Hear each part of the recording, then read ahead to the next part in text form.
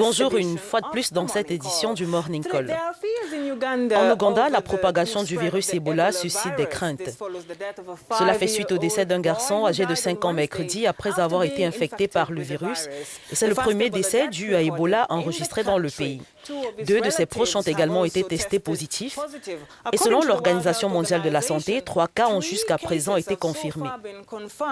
Le ministère de la Santé du pays a annoncé que 7 autres personnes soupçonnées d'avoir été infectées sont actuellement sous surveillance.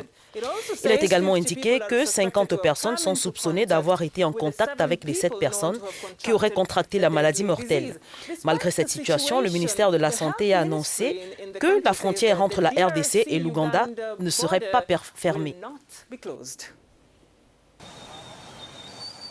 Les Ougandais redoutent désormais la propagation du virus d'Ebola dans leur pays après la confirmation mercredi par les autorités de 3 cas.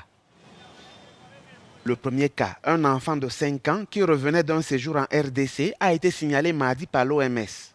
Selon le ministère ougandais de la Santé, la grand-mère du garçon dont le décès a été confirmé, ainsi que son frère âgé de 3 ans, sont également contaminés. Le gouvernement n'a pas assez sensibilisé la population sur la maladie Ebola. Je pense que la sensibilisation aurait dû commencer par les zones rurales avant d'atteindre les villes. En ce moment, je suis en bonne santé parce que je ne présente aucun symptôme d'Ebola. Mais le gouvernement doit continuer à sensibiliser les populations. Avec ces 3 cas confirmés, nous ne sommes pas en sécurité. Ebola se transmet par simple contact avec les liquides corporels d'un malade. Ses principaux symptômes sont une fièvre hémorragique accompagnée de vomissements sévères, de diarrhée et de saignements. L'épidémie actuelle a débuté en août 2018 dans l'est de la RDC.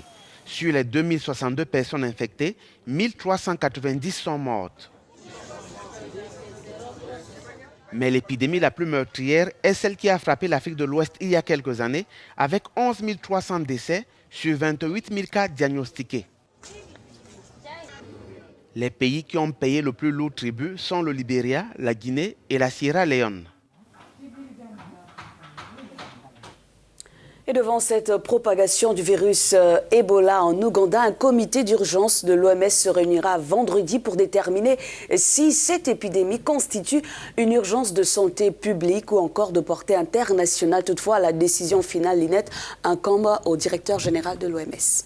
C'est vrai, Ruth, Irène Nakasita est la porte-parole de la Croix-Rouge ougandaise.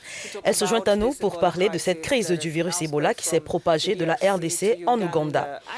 Irène, merci beaucoup d'avoir accepté de nous parler. Alors, comme nous l'avons dit, le virus Ebola ravage depuis un moment déjà la RD Congo voisine. Avez-vous prévu cela du côté de l'Ouganda? Bien, je ne peux vraiment pas dire que nous ayons prié ni prévu cette propagation, mais nous sommes proches de la frontière avec le Congo et bien sûr, nos frontières étaient ouvertes aux personnes venant du Congo et faisant également beaucoup d'affaires en Ouganda. On s'attend à une éventuelle épidémie, car à mesure que les gens entrent et sortent, ils sont généralement exposés. Mais nous avons renforcé notre état de préparation, je dois le dire, depuis août dernier. Et donc, pendant 10 mois, considérant que nous n'avons jamais enregistré de cas positifs, je veux bien croire que notre préparation a été efficace. Mais apparemment, hier, un cas a été confirmé. Aujourd'hui, le patient est décédé. Mais 2 ou 3 autres cas ont été confirmés. Nous devons maintenant passer du mode de préparation au mode de réponse, sans oublier les activités habituelles qui doivent être poursuivies, car nous ne voulons pas voir un fléau supplémentaire de cette épidémie se propager dans le pays.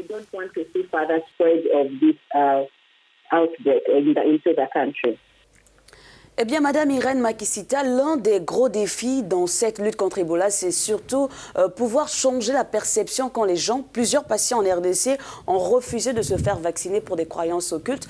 Dites-nous comment les habitants de Kassassé réagissent-ils à ces nouveaux cas? Pour nous, nous n'anticipons pas de ressentiment, nous n'anticipons pas non plus de coopération médiocre. Mais nous continuons comme d'habitude, nous avons établi une relation avec les communautés en Ouganda et comme elles n'avaient jamais enregistré de cas positifs, nous pouvons dire que nous voulons voir comment les gens continuent à percevoir Ebola. Nous avions toujours reçu des informations en provenance du Congo selon lesquelles la plupart des habitants pensaient que c'était de la sorcellerie, un mythe, et c'est pourquoi ils ont probablement continué à refuser, parfois même de s'ouvrir. Vous constatez que même les agents de santé ne déclarent pas les cas suspects avant l'heure du décès et ne procèdent pas à l'enterrement de leur propre peuple par peur de propager la maladie un peu plus dans la communauté. Mais grâce à nos efforts d'engagement communautaire, nous avons réussi à inclure la gestion des rumeurs sur Ebola afin que les gens puissent connaître les mythes associés à ce sujet et la façon dont ils devraient le percevoir. En réalité, si quelqu'un meurt, nous voulons rester en sécurité car ce sont les équipes formées à des enterrements sécurisés et dignes qui gèrent les inhumations. Et donc, tout un groupe de travail mis en place par le ministère de la Santé en Ouganda pour gérer cela. Et je suis sûre que nous continuerons à insister sur cette sensibilisation afin que les communautés soient en mesure de le faire au cours de cette phase.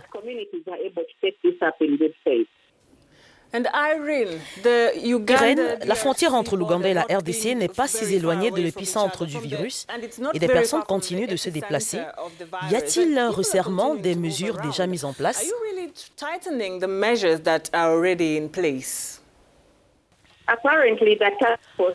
Apparemment, le groupe de travail s'est réuni et nous attendrons les résolutions prises car nous n'avons jamais enregistré de cas positifs.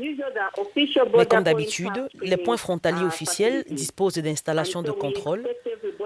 Nous nous attendons donc à ce que tout le monde qui passe en Ouganda par les points frontières officiels subisse un contrôle. Cependant, nous savons également qu'il existe des points frontières poreux à traverser que les gens utilisent et ces personnes peuvent entrer de manière non officielle. Mais le groupe de travail qui s'est réuni aujourd'hui a probablement proposé des résolutions sur la manière dont nous allons atténuer cela. Le gouvernement nous donnera des mesures à suivre.